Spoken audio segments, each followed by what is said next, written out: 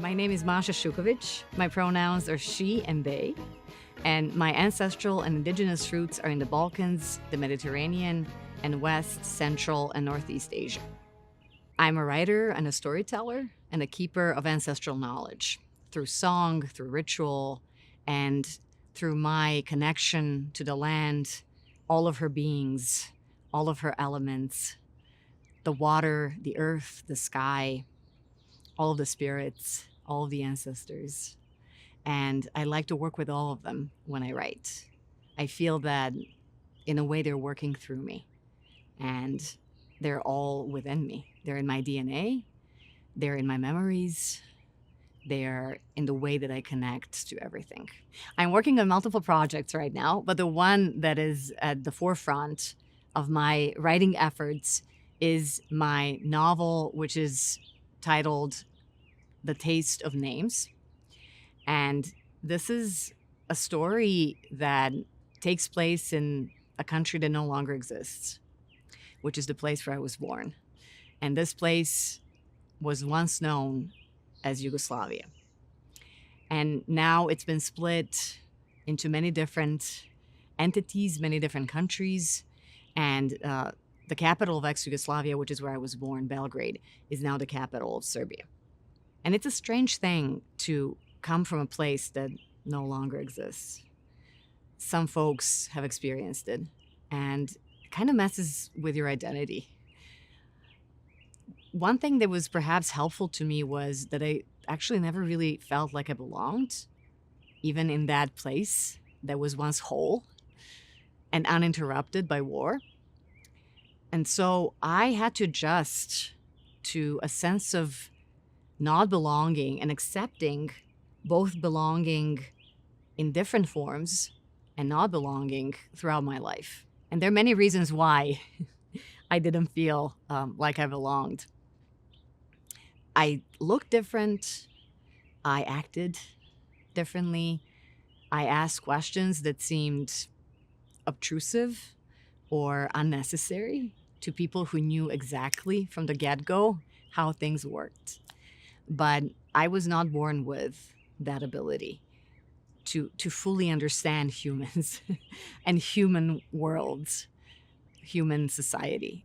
And so when I was a little kid, I was convinced that I wasn't human. I didn't really know about culture. You know, when you're born into a place, you kind of imagine that's the world. And if you don't belong in that world and everyone else seems like they do, you might end up like me, wondering, am I human? And I remember asking my mom, are you sure that you gave birth to me? I felt like I belonged with my mom, but it was more of a, are you sure that I'm human kind of question? And I also remember when I was little, a friend of mine who came over to play with me said, you know what? I don't think that your mom is really your mom.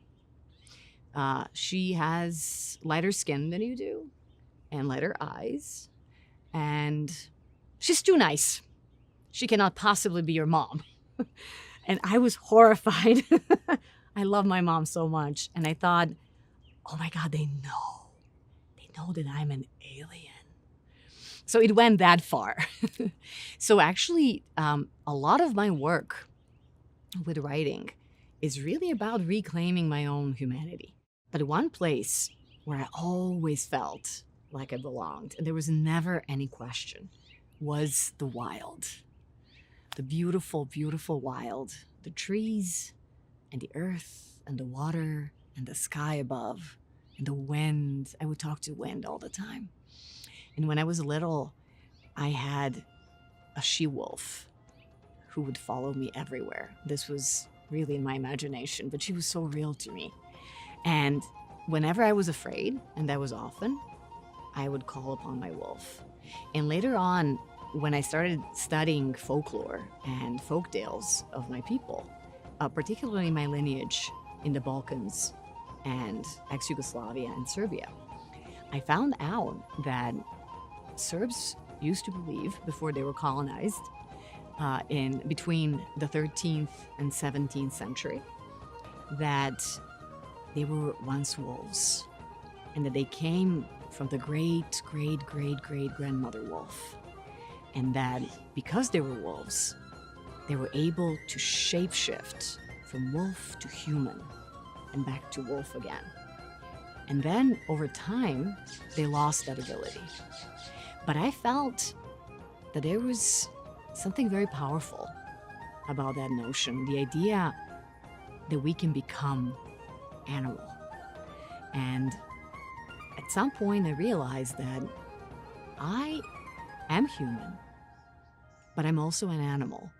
So sometimes I like to quote one of my wonderful mentors from my MFA, Banu Kapil, and call myself a humanimal.